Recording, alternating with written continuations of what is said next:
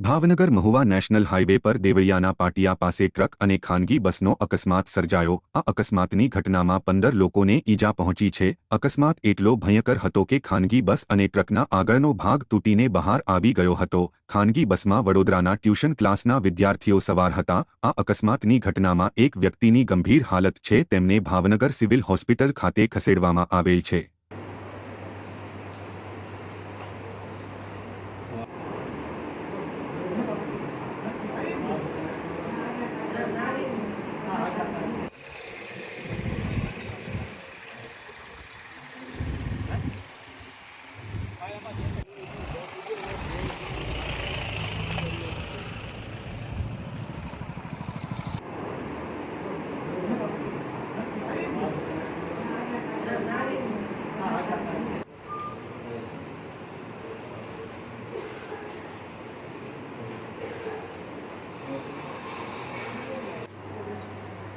હા